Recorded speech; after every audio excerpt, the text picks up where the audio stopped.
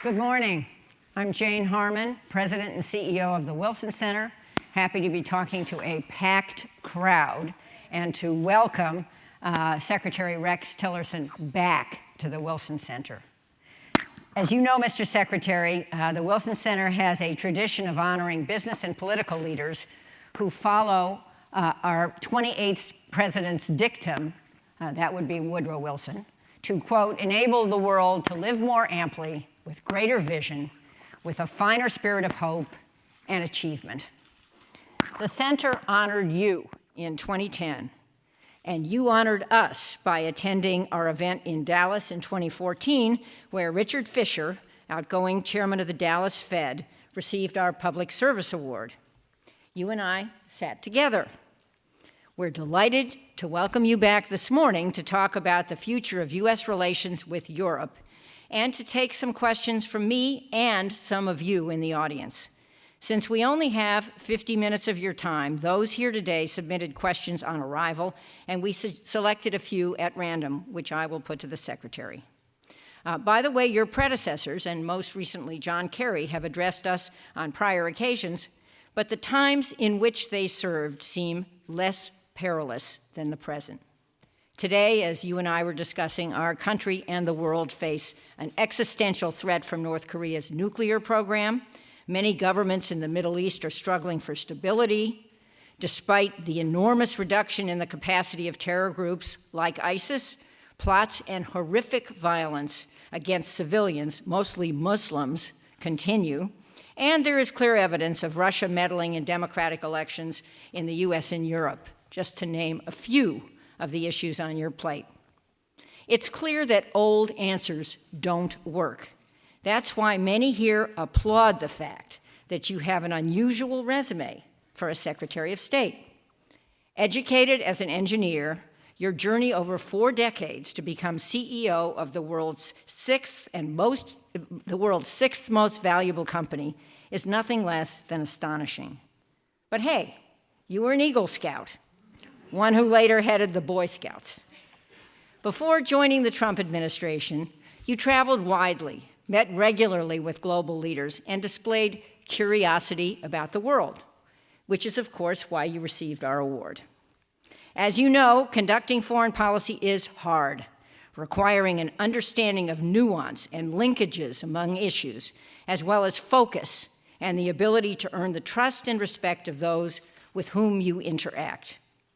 You should know that for the past 5 years, the Wilson Center's world-class scholars and program directors have helped over 500 congressional staff on a bipartisan, bicameral basis analyze the toughest foreign policy challenges from a risen China to Putin's Russia to Assad's Syria to Maduro's Venezuela. We are laying the groundwork for informed, bipartisan foreign policy as we build knowledge and relationships across the aisle. And just maybe some of our alums from our program will run for Congress themselves or work for you in the State Department. Let me recognize a few of our guests and then turn the podium to you. Starting with thanks to the International Trade Center Management Association for hosting this event. Thank you, Reagan Building. 900 people wanted to fit into this 600-person auditorium, so I apologize to those who came a bit late and couldn't be accommodated. Some of our White House-appointed trustees are here, including Thelma Duggan, Barry Jackson, Earl Stafford, and Natalie Reyes, and our beloved former chairman, Ambassador Joe Gildenhorn, and his amazing wife, Alma, are also here. Welcome to all our Wilson supporters, including our cabinet and council members, and to ambassadors from Belgium, Greece, Hungary, the League of Arab States, Luxembourg, Nepal, Nicaragua, the Republic of Slovenia, and Spain. And welcome, too, to Senator Ron Johnson, who has escaped for an hour from the tax wars on Capitol Hill, and to former Senator Bennett Johnston. By the way, one staffer from Senator Johnson's office attended our foreign policy program. And finally, let me acknowledge my own relationships and our respect for some of your senior staff, including my old Capitol Hill buddy, Margaret Peterlin, your chief of staff, and your newly minted and highly reviewed Assistant Secretary for Europe, Wes Mitchell. So now, please welcome the 69th Secretary of State. Mr. Secretary, the floor is yours.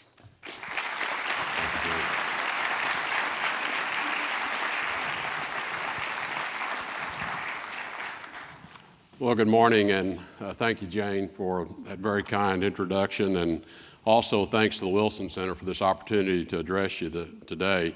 The Wilson Center has made many important contributions to public policy over the years, and therefore it's a very fitting venue for our discussion today on Europe, considering that 100 years ago this year, the United States entered World War I under the leadership of President Wilson. While we tend to associate Wilson with spearheading America's first major involvement in European affairs, I think it's worth remembering that our commitment to Europe was earlier championed by a predecessor of his, Theodore Roosevelt. When Roosevelt died in 1919, just as Wilson was striving for peace in Europe, European leaders joined the American people in an outpouring of grief and praise. British Prime Minister David Lloyd George remembered him as an inspiring figure far beyond the country's shores.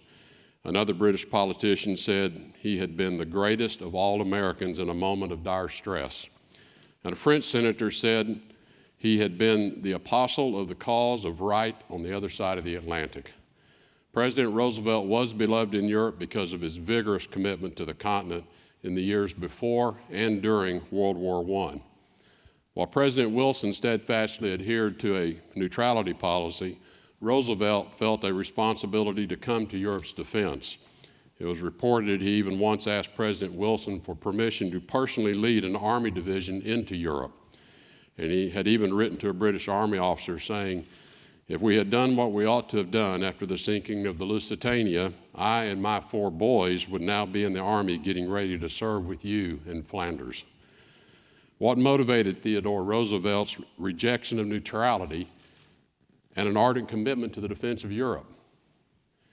We can see the answer in something Roosevelt told the U.S. Congress in 1904, and I quote, "A great free people owes it to itself and to all mankind not to sink into helplessness before the powers of evil." Roosevelt knew that the defense of freedom demanded action from free nations, confident in their strength and protective of their sovereignty.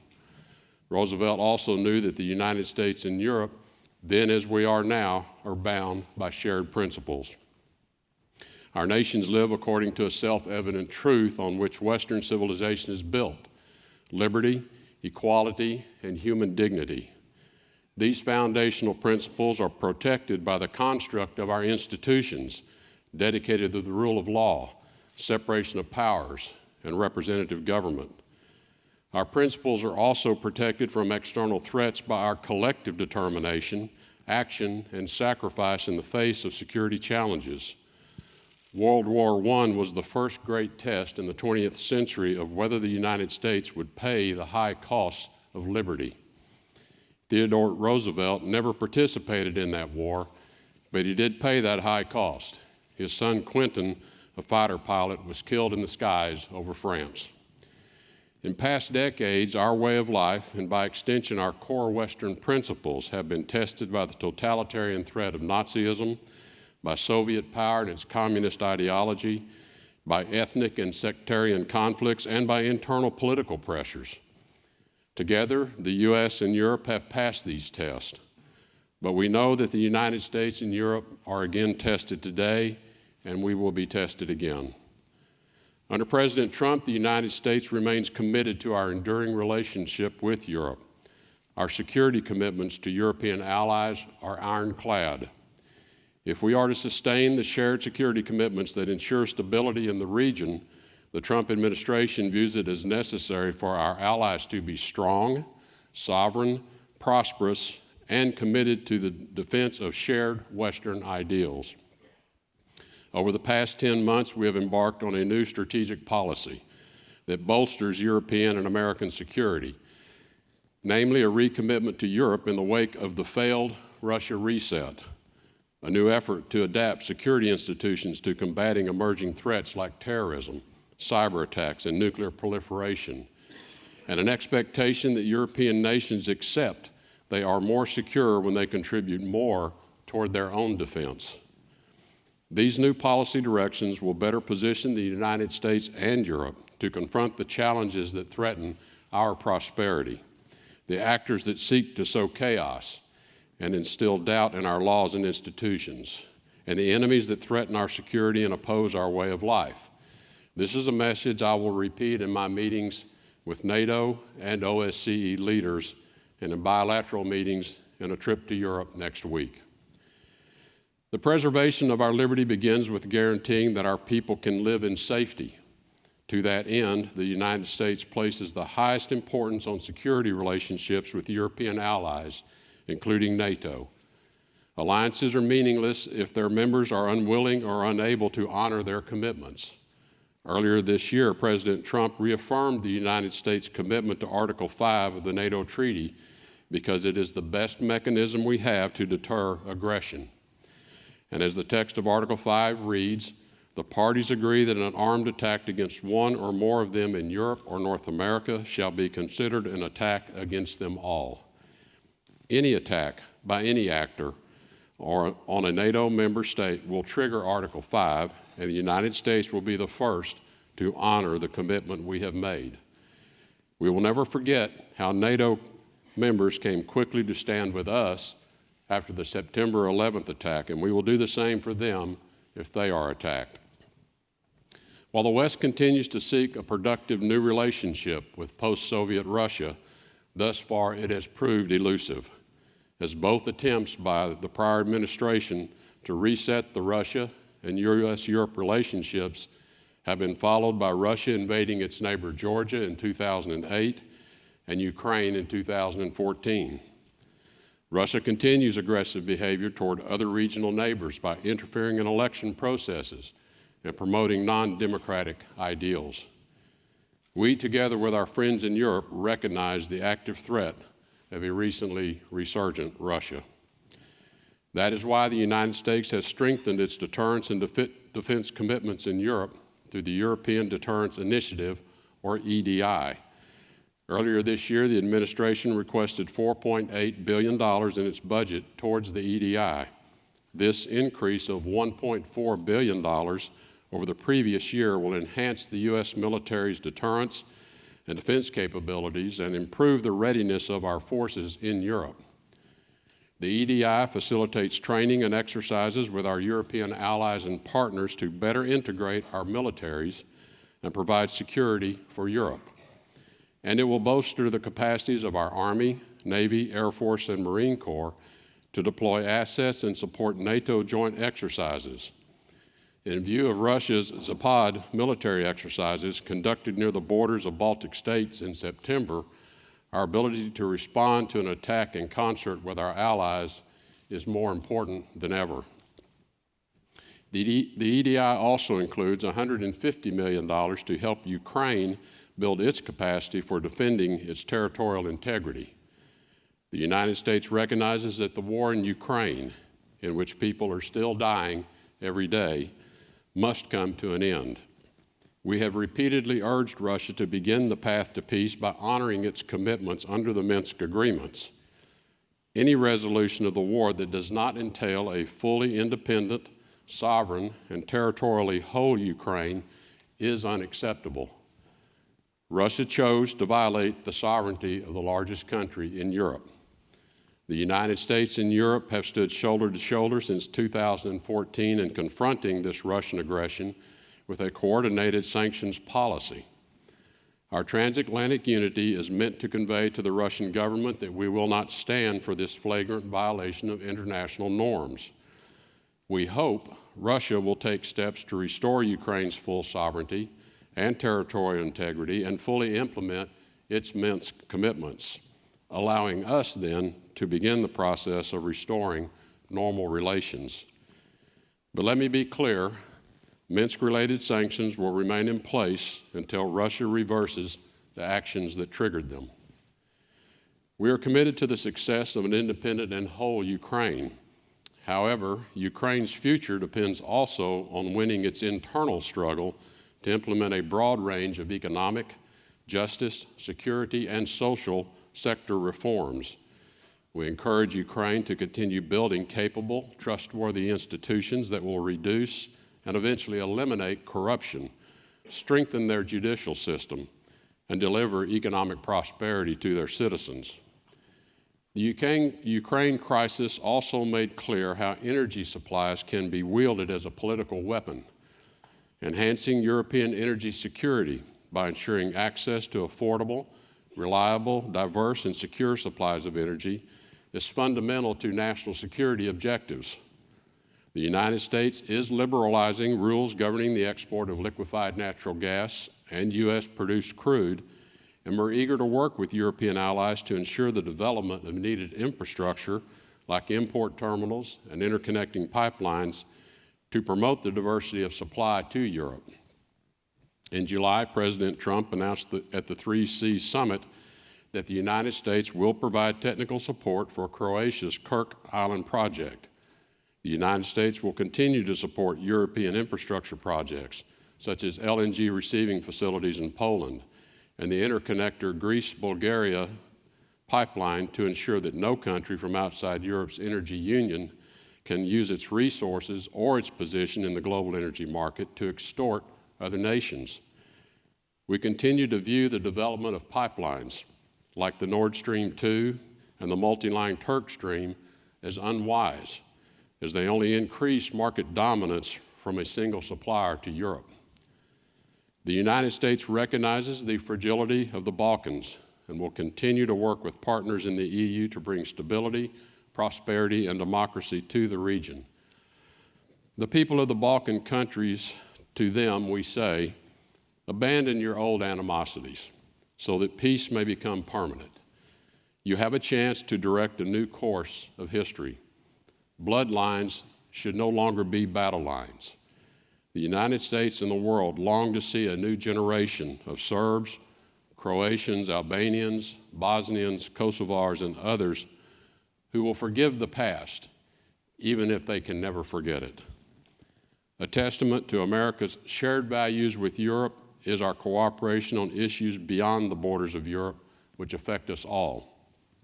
The United States and our European allies have partnered to hold Bashar al-Assad accountable through sanctions for his crimes against his own people.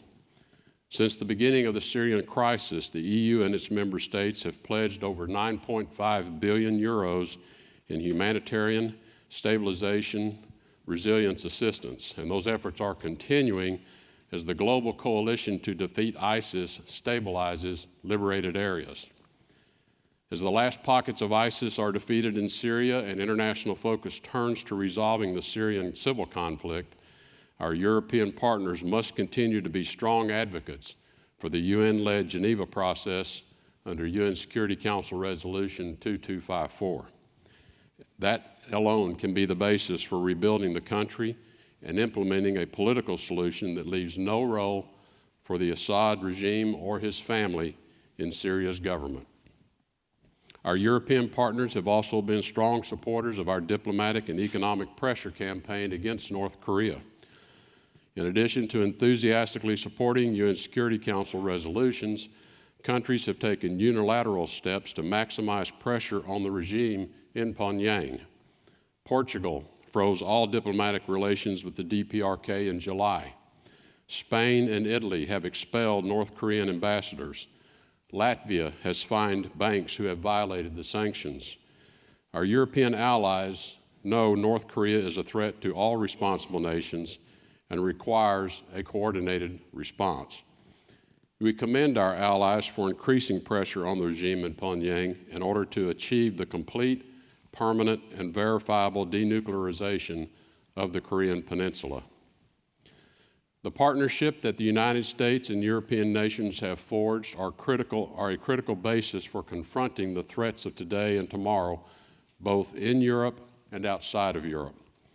The United States and Europe face many challenges and threats that, unlike in the past, are simultaneously dispersed among many geographic front lines and across multiple domains, whether non-state terrorist actors, threats of a more conventional nature, cyber threats, or nuclear threats.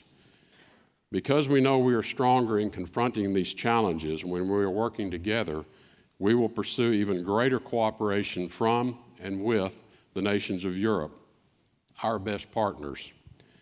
History has shown that when we are united, we succeed in the face of shared challenges. As I remarked earlier, one of these challenges is Russia. Europe and the United States seek a normalized relationship with Russia. However, Russia has shown it seeks to define a new post-Soviet global balance of power, one in which Russia, by virtue of its nuclear arsenal, seeks to impose its will on others by force or by partnering with regimes who show a disregard for their own citizens, as is the case with Bashar al-Assad's continuous use of chemical weapons against his own people. The dissolution of the Soviet Union liberalized Russian society and created new trade opportunities that benefit Russians, Europeans, and Americans. But Russia has often employed malicious tactics against the U.S. and Europe to drive us apart, weaken our confidence, and undermine the political and economic successes that we have achieved together since the end of the Cold War. Playing politics with energy supplies, launching cyber attacks and disinformation campaigns to undermine free elections, and serially harassing and intimidating diplomats are not the behaviors of a responsible nation. Attacking a neighboring country and threatening others does nothing to improve the lives of Russians or enhance Russia's standing in the world. We want Russia to be a constructive neighbor of Europe and of the larger transatlantic community, but that is Russia's choice to make. Russia can continue to isolate and impoverish itself by sowing disorder abroad and impeding liberty at home, or it can become a force that will advance the freedom of Russians and the stability of Eurasia.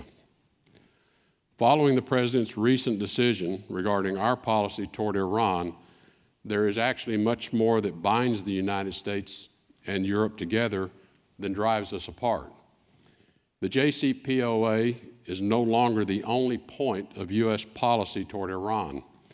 We are committed to addressing the totality of the Iranian threat. We ask our European partners to join us in standing up to all of Iran's malign behavior. The Iranian regime is antithetical to Western principles in its totalitarian suppression of individual, political, and religious freedom. Neither the United States nor Europe wants another type of North Korean nuclear threat on its hands, nor are any of our nations at ease with Iran's attempts at hegemony in the Middle East through support for terrorist organizations, militias on the ground in Iraq and Syria, and an active ballistic missile development program. At Europe's intersection in the region, we know Turkey cannot ignore Iran because of geographic proximity and cultural ties. But we ask Turkey, as a NATO ally, to prioritize the common defense of its treaty allies. Iran and Russia cannot offer Turkish people the economic and political benefits that membership in the Western community of nations can provide. We recognize the important contributions of our NATO allies that have been made in Afghanistan, and we ask them to maintain their commitment to the mission. The end state of the United States' new South Asia strategy is to destroy terrorist safe havens and deny their reestablishment, while the Afghan government continues to strengthen its own capacity to maintain security and create the conditions for reconciliation with the Taliban and an inclusive government that accounts for the ethnic diversity of all Afghans. We know this will take time, but if we fail to exercise vigilance and undertake action against the terrorist threat wherever it is found, we risk recreating the safe havens from which the 9/11 plot was hatched and carried out. We urge proportionate contributions of troops, funds, and other forms of assistance as we seek to eradicate a terrorist threat that will not be confined to the place where it was born. NATO's resolute support mission is essential to our shared goal of ensuring that Afghanistan develops the capability to contribute to regional stability and prevail over terrorist threats, including al-Qaeda and ISIS. Even though ISIS is on the brink of complete extinction in Iraq and Syria, the threat of ISIS and associated terror networks will persist in our own country and in others. ISIS is looking for new footholds wherever they can find them, including the Sahel region of West Africa. We must take action so that areas like the Sahel or the Maghreb do not become the next breeding ground for ISIS, Al-Qaeda, or other terrorist groups. When these groups are able to occupy territory without disruption, their strategists, their bomb makers, and online propagandists have an easier time encouraging, plotting, and executing attacks elsewhere in the world. This, for many months, was the case in Raqqa. In support of our African and European partners, particularly France, the United States recently committed up to $60 million to assist the G5 Sahel Joint Force to combat terrorism and the potential rise of ISIS in the African Sahel region. The emergence of ISIS in the Sahel is just one indication that threats to the safety and well-being of our people will continue to have new and unexpected origins.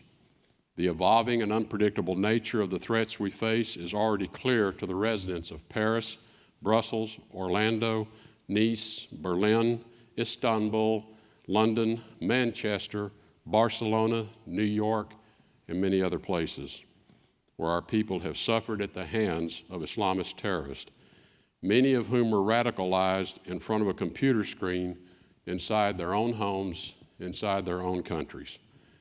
And the threats we face are clear to countries like Turkey, Greece, Italy, and Germany, who have confronted the destabilizing impact of waves of irregular migration from North Africa and the Middle East.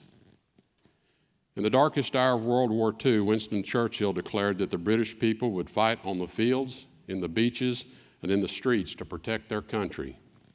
Today, our fight is increasingly located on the internet, at passport checkpoints, and in the hearts and minds of young people in Europe and around the globe. European security institutions, including NATO, must be properly adapted to address internal and external threats such as radical Islamic terrorism, to address cyber attacks, and to address unchecked migration. Though we know these are the threats of the future, too many headlines have already declared these are the threats of today. New threats to the United States and Europe are long-term, unpredictable in timing, and localized in many different places. Properly anticipating and combating these threats require a greater European commitment to security, because local responders are the most effective deterrent. While the United States will continue to maintain our guarantees against a catastrophic failure of security in the region, and will continue to expand resources to maintain our protective umbrella, the nations of Europe must accept greater responsibility for their own security challenges. Our alliances must be made stronger in the current strategic environment. A lack of diligence and duty will only invite greater risk. President Trump said in Warsaw, and I quote, "We have to remember that our defense is not just a commitment of money, it's a commitment of will." Our expenditures are in some ways a reflection of how much we seek to protect peace and freedom. We once again urge European partners who have not done so already to meet the 2% of GDP target for defense spending. This year, Albania, Croatia, France, Hungary, and Romania have newly committed to attaining the 2% benchmark. These nations know they must invest in security to preserve liberty. Every NATO member has previously agreed to the Wales Pledge on defense investment. It's time for each of us to honor that agreement. We also urge greater security integration, provided that the relationships are efficient and serve shared interest. These commitments are necessary because our freedom and security is at stake. The United States and all nations of Europe, especially those who once lived under the weight of communist dictatorships, value our freedoms as nations who can act on our own authority. If we do not exercise responsibility, we will not have sovereignty. And if we do not have sovereignty, we will not have freedom. Maintaining sovereignty also entails cultivating the virtues that make it possible. Free nations must exercise vigilant protection of civil societies and the groups, families, and individuals that compose them. Rule of law and representative governments are empty shells when detached from a vibrant civil society and a deep respect for certain self-evident truths. We can win every great geopolitical struggle, but if we are not perennially vigilant of our own behavior, our own people may lose in the long run. The preservation of Western ideals depends on how willing we are to protect the core truths upon which our political and economic freedoms are based. We know the people and leaders of Europe are having many conversations about their future. America will not attempt to impose answers to those questions. We recognize that Europe is composed of free nations who, in the great tradition of Western democracy, must be able to choose their own paths forward. As in the past, the United States is committed to working with Europe's institutional arms, and while we also recognize that our allies are independent, democratic nations with their own history, perspective, and right to determine their future. This position has a particular relevance for what is transpiring in the UK over the Brexit. The United States will maintain our long-standing special relationship with the United Kingdom, and at the same time maintain a strong relationship with the EU regardless of the outcome of Brexit. We will not attempt to influence the negotiations, but we urge the EU and UK to move this process forward swiftly and without unnecessary acrimony. We offer an impartial hand of friendship to both parties. The next chapter of European history must be written in Europe's own words. As I mentioned at the beginning, 2017 marks the 100th anniversary of America's entry into World War I. But this November also marks the centennial of another event in world history, the beginning of the Russian Revolution. Though the Soviet Union collapsed 26 years ago, a few symbols and phrases associated with decades of Soviet rule endure in the English language. The Gulag, the 5-year plan, the Iron Curtain, the Berlin Wall. These few words, almost universally understood, capture the bitter and brutal history of communist rule in Europe and Russia. And they remind us of what can happen if we fail to defend the core principles of liberty and sovereignty in the Western tradition. In our time, forces like authoritarian nation states, radical Islamist terrorists, and hackers with a lust for chaos are attempting to erode our principles of freedom, equality, human dignity, the rule of law, and representative government. We cannot fail to take on the sovereign responsibility of protecting those freedoms. As Theodore Roosevelt also said, every nation, whether in America or anywhere else, which desires to maintain its freedom, its independence, must ultimately realize that the right of such independence cannot be separated from the responsibility of making good use of it. Aware of this responsibility, the U.S. will remain firmly committed to peace, stability and prosperity, and liberty for Europe. As we reflect on how our ties with Europe have endured over the past 100 years, the United States stands by our European allies and partners so that our free societies will be standing strong together another 100 years from now. Thank you.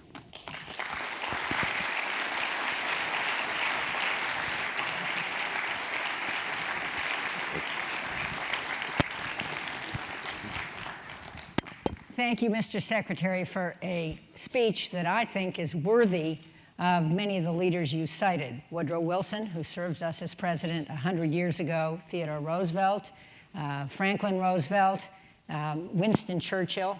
You linked all parts of the world, and that is why we honor people like you with our public and business awards over the years.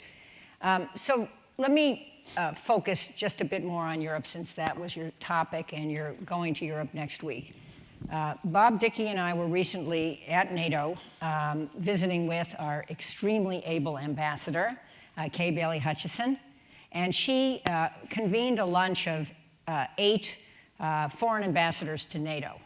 And what came through is, to me, is a view they have that this is a zero-sum game. As the United States focuses on problems around the world, like urgent problems, and you cited many of them, like North Korea and Iran, it will pay less attention to Europe. I thought that your speech made the point that this is not a zero-sum game, that if a strong Europe stands with us, we are stronger together to face the tough problems around the world that are also developing blowback to Europe. Am I right? Was that the elevator pitch? Well, that is the message that I'll be taking next week, that just as the last 100 years, I think, have proven, we view the current times we're in similarly, that the United States cannot alone confront all of these threats. They are so widespread, and they are also so interconnected. You can pick any one of the threats that I went through, and you will find points of connection between every one of them in some form or fashion, whether it's a Russian involvement, a China involvement, an Iranian involvement, Islamist terrorism involvement. But we are confronted with a particularly complex time in our world of dealing with threats to our civil society. And we're only going to prevail against those threats with continuing to use our allies, the strength of our allies. And one of the things the United States is blessed in our foreign policy and in our national security posture is we have many allies all over the world. And those alliances were forged in shared blood and shared sacrifice. Unlike many of our adversaries who can count their allies on less than all the fingers on one hand, because they didn't forge those alliances through those shared sacrifices, nor are they forged through shared ideals. So I think what we're recognizing and promoting is the strength of these historic alliances, which I think over some period of time, perhaps since the end of the Cold War, we lost our way a bit in some of these relationships. Maybe a view in particular in Europe that with the end of the Cold War, the imminent threat that everyone faced for that 70-year period was now diminishing.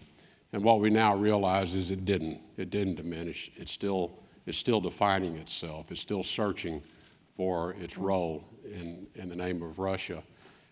But these threats that are emanating out of the Middle East, which now have brought themselves right to the shores and to the borders of our European allies, whether it be through the mass migration, but also with the mass migration comes the transport of those who would kill others and sacrifice themselves in doing it. That these are threats that we can only confront with a very strong network of the alliances. And so it is really, in some respects, it's a recommitment, but it's also a redefinition of what this alliance means. And I think, the message President Trump carried early on when he went to Europe and received a lot of criticism for it was to demand of our allies that you care as much about your freedom and you care as much about the security of your people as we care about you. And when you looked at the commitments that the U.S., the sacrifice that the U.S. makes in terms of not just the taxpayers' dollars, but our own men and women in uniform, the commitment we've made seemed to be a little out of balance. And I think the president was just sending the message that we're committed to this alliance. You have to get committed. You need to get as committed to it as we are. And I think what I've heard and I've had a lot of dialogue with European counterparts, that message has resonated. And we're seeing it in the commitments to NATO, commitments to defense spending, a recommitment of personnel. And this is really what was needed at this time where we are under these enormous threats. And we have to strengthen the alliances. We have to strengthen NATO's capability to deal with what are now new and changing threats. And that was really the purpose of the president's message early in his presidency, which we've now followed through on in crafting these stronger relationships. We have more work to do, but I think our message to Europe is nothing has changed in terms of our commitment to you. Nothing from that time we made that decision 100 years ago to enter World War I in your defense. Nothing has changed fundamentally. The same values that bind us are still there. Let's keep that strong. Mindful of your time, I just want to get in a few questions about other topics, including questions from the audience. But I would note that an interesting point you made in your talk was about Turkey, that Turkey now has a choice. It can become more connected to Europe, which is a huge advantage, and to us, or not. And I heard that loud and clear. I want to turn to the question of State Department funding and organization, something that many people are interested in. Every organization needs renewal. The Wilson Center needs renewal. And surely everyone here, including long-serving foreign service officers, think the State Department needs renewal. However, questions have arisen about the steep cuts in your budget proposed by the Office of Management and Budget. That doesn't mean that's what Congress will enact. And what some claim is a hollowing out of your department. Most recently today, two valued friends of the Wilson Center, Nick Burns and Ryan Crocker, both of them enormously experienced foreign service officers and ambassadors, wrote a piece in the New York Times with a lot of information about who's leaving and what its implications are. My understanding is there is another side to this story. And so I would like to ask you to tell your side of this story and give us your vision for what the State Department should become. Well, let me start quickly with the budget because I think it's the easier question to address. The budget the State Department was given in 2016 was a record high budget, almost $55 billion. This was above what traditionally has been a budget that runs kind of in the mid 30 billion level. And this was ramping up over the last few years in many respects for some good reasons. But as we look at that spending level, quite frankly, it's just not sustainable. It is very difficult to execute a $55 billion budget and execute it well. It's a lot of spending and deployment of resources, and I take our stewardship of those dollars very seriously. And I take the congressional oversight obligations on us very seriously and am not going to brush them aside light-handedly. So part of this was just a reality check. Can we really keep this up? And the truth of the matter is it'd be very difficult to keep it up and do it well. And secondly, though, part of this bringing the budget numbers back down is reflective of an expectation that we're going to have success in some of these conflict areas of getting these conflicts resolved and moving to a different place in terms of the kind of support that we have to give them. So it's a combination of things, that sustainability, a recognition that those numbers are really the outliers. The numbers we're moving to are not the outliers, they're more historic in terms of the levels of spending. As to the State Department redesign, and I use the word redesign because it would have been really easy to come in on day one and do a reorg. A reorg, when I use that word, is moving the boxes around on the org chart. When I showed up in the State Department, I was stunned when I got the organization chart out, and I had 82 direct reports to the Office of the Secretary, to me, 82. Now, almost 70 of those are special envoys, special ambassadors, positions that have been created. So we immediately undertook an examination of just what's a reasonable way to run the place, and that isn't it. Having run a large global organization, and I've been through 3 major reorganizations in my history, and I actually enjoy doing it. It's always focused on how do we help the people be more effective? How do we get the obstacles out of their way? So we undertook a different approach, and since I don't know the department and didn't know its culture, we had a massive listening exercise. We had 35,000 people respond. We did over 300 face-to-face interviews, and we continue an active dialogue with people today about what is it, if I could do one thing for you that would make you more effective and make your work more satisfying, what would that be? And we got hundreds of ideas. We've actually selected about 170 of those ideas that we are now perfecting. The reason we call it a redesign is most of these have to do with work processes internally and work processes with interagencies that we should be able to improve the way people get their work done. Some of it is tools and enablement. So things like we have a really antiquated IT system. I was shocked when I went down to spend an afternoon with the A Bureau, and I said, what's the one thing I could do? And they said, get us into the cloud. And I looked at them, I said, what do you mean, we're not in the cloud? And they said, no, we're still on all these servers. Well, that's a big cyber risk first. But it really made it very cumbersome for people. And when I started using my own computer, I started realizing just how cumbersome it was. So a lot of the projects that have been identified out of the redesign are process redesigns and some enablement for people, and it's all directed at allowing the people of the State Department to get their work done more effectively, more efficiently, and have a much more satisfying career. We have a lot of processes in the HR function that have not been updated in decades, and they need to be updated. How we put people out on assignment. We invest enormous amounts of money in people that we deploy to missions overseas, and I was stunned to find out in a lot of the missions, these are one-year assignments. So we invested all this money, we send them out to the mission, they're there for 1 year, and about the time they're starting to figure it out and have an impact, we take them out and we move them somewhere else.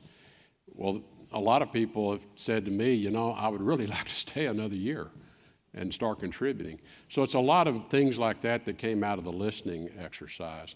So we have 5 large teams. They're all employee-led.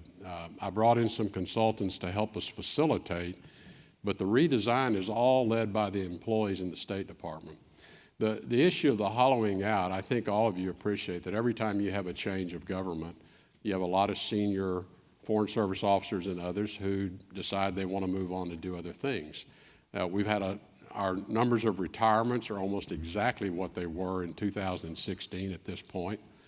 We have the exact same number of Foreign Service officers today, we're off by 10, that we had at this time in 2016.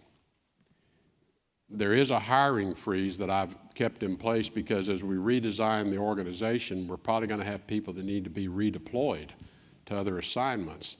I don't want to have a layoff. I don't want to have to fire a bunch of people. So I said, let's manage some of our staffing targets with just normal attrition. Having said that, I have signed over 2,300 hiring exceptions because I've told every post, if you have a critical position and you really need that filled, just send it in. And I think I have, out of 2,300 requests, I think I've denied 8 positions that I decided we really didn't need. So we're keeping the organization fully staffed. We're still running our Foreign Service Officer School. We've hired over 300 this year. So there is no hollowing out. These numbers that people are throwing around are just false. They're wrong. There was a story about a 60% reduction in career diplomats. The post-career diplomat was created by the Congress in 1955 to recognize an elite few. The number of career diplomats in the State Department have ranged from as low as 1 at any given time to as many as 7. When I took over the State Department, we had 6. 4 of those people have retired. These are your most senior people. They reached 65, they retired, they moved on. We have a review process. We're very selective in replacing those, but we actually have a review process underway, and we're evaluating a handful of people who might be worthy of that designation. But we still have 2. But we went from 6 to 2. It was a 60% reduction. It sounded like the sky was falling. The other comment I would make is, while the confirmation process has been excruciatingly slow for many of our nominees, I have been so proud of the acting assistant secretaries and people who have stepped into acting undersecretary roles. And when I read these articles that there's this hollowing out, I take offense to that on their behalf, because the people that are serving in those roles are doing extraordinary work. And they know they're not going to get the job permanently. They already know we have a nominee, but they come in every day, they work hard, they travel with me around the world. And it's that group of people that have helped me put in place and helped the president put in place the North Korean strategy with the international sanctions, a Syrian approach to the peace process that we think we're about to get on the right track, an approach to negotiating with the Russians on Ukraine, an approach to the Defeat ISIS campaign, the Iran policy, the South Asia policy in Afghanistan, our new posture towards Pakistan, the free and open Indo-Pacific. All of that's been done with the people that are working there today. And I'm very proud. I'm very proud of what they've done. They're working hard, and I'm offended on their behalf. I'm offended on their behalf when people say somehow we don't have a State Department that functions. But I can tell you it's functioning very well from my perspective. Have we got more we want to do? Yes, we got more we want to do. And my only objective in the organization redesign is to help these people who have chosen this as a career, because I'll come and go, and there'll be other politicals that'll come and go. What can I do to help them? Because they've decided they want to spend their life doing this, and they should be allowed to do it as effectively and efficiently and without a lot of grief and obstacles. And if I can remove some of that for them, that's what I want to do. Let me tell you, that message will resonate around the world. A lot of people wanted to hear that. Your time is very short. I just would like to group briefly 3 questions from the audience into one. Molly Cole, who works for Representative Jerry Connolly, and I'm sure was one of our vaunted stars in our foreign policy program, asks, do you think support for democracy and human rights abroad is an important part of the State Department's mission? That's one. Matt Rajansky, who heads our Kennan Institute, George Kennan literally was a scholar here at one point, asks, where do you think progress with Russia is possible? And finally, Mike Sfraga, whom you met, who heads our Polar Initiative, asks, in light of the increased interest and activity in the Arctic, is the Arctic and Alaska of strategic importance to the United States and to its European Arctic allies? Well, as to human rights and human dignity, of course, they are priorities. What I have said about those elements of our foreign policy is those are values. And those are values that are enduring and they never change. Now, when you're constructing foreign policy and strategies and approaches, you have to prioritize. And you can't deprioritize human rights. It's with you, it's part of every policy decision you make. The question is, how do you want to affect it? And if you say, well, it's a priority, priorities can change. Well, this can never change. This is enduring, and it's a part of every foreign policy construct that we develop. What I would say is that, but if you're dealing with a place like Syria or Iraq was in under ISIS occupation, the most important thing was saving people's lives. How can we keep people from getting killed? Because the ultimate human right is the right to live. The right to live first. If I can live, then I can begin to take care of my family. Then I can begin to fight for my human rights. Then I can begin to fight for my human. But if I'm being killed every day, I'm being bombed, I'm being gassed, our priority was save lives. So we want to save lives first, and if we do that, we stabilize areas, and then we can start creating the conditions to ensure people's human rights and dignity are respected. With respect to Russia, there are areas of mutual cooperation. We're working hard in Syria to defeat ISIS, and we are on the cusp of having ISIS once and for all defeated in Syria. We got work yet to do. We are working together with Russia on how to prevent the civil war from re-erupting. And so we've had a lot of conversations over what does Russia see as the end state of Syria, what do we see as the end state? And there's a lot of commonality there. Tactically, how we get to those peace talks, we're working very closely with one another on. We have our ups and downs. If you saw, I think it was a very important joint statement was issued by President Trump and President Putin from Da Nang, Vietnam, on the margins of the APEC meeting. That was an important alignment of how we see the Syria peace process going forward. And it was an important statement to have Russia confirm that they see it the same way we do. We'll use that and we'll build on it. I think there are other areas of counterterrorism. Russia has great fear of migration out of the Central Asian regions and terrorism inside of Russia. We think there's areas of greater cooperation on counterterrorism with Russia. There may be opportunities for cooperation in Afghanistan. We've not yet come to what that might be, but we're talking about it. In Ukraine, what I've said to the Russians is, we're never going to get this relationship back to normal until we solve Ukraine. It just sits there as an enduring obstacle, and we've got to address it. So, as you know, I appointed a special representative, former ambassador to NATO, Kurt Volker, to focus on nothing but working with his Russian counterpart, which Putin appointed, to see if we can find a way forward, not marginalizing the Normandy process, but working with it to see if we could break the logjam.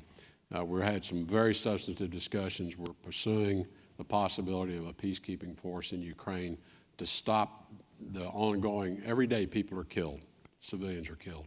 We want to stop that first and save the lives first, and then let's start working toward the process. So there are many areas of cooperation with Russia, and they have many others they'd like to work with us on. We just don't think it's time to do that. With respect to the Arctic is important today. It's going to be increasingly important in the future, particularly as those waterways have opened up. What I can tell you is the United States is behind. We're behind all the other Arctic nations. They have dealt with this. They've gotten way ahead of us. The Russians made it a strategic priority. Even the Chinese are building ice-breaking tankers. Now, why are they building icebreakers? They're not an Arctic nation because they see the value of these passages. So we're late to the game. I think we have one functioning icebreaker today. The Coast Guard's very proud of it. Yeah. As crummy as it is. Yeah. And I know in the budget, there is money in the budget for us to build another icebreaker. But the whole Arctic region, because of what's happened with the opening of the Arctic passageways from an economic and trade standpoint, but certainly from a national security standpoint, is vitally important to our interest. And so, our engagement through not just the Arctic Council, but through other mechanisms, is important to working with the Arctic countries on international norms. What are the rules of the game going to be? Because these are areas that have not been addressed in the past, so very important. So time is up. I was going to ask you what you want your legacy to be, but listening to you, I don't know that question can be answered yet. You're all over the world. You're focused deeply on the tough questions. You're headed to Europe next week.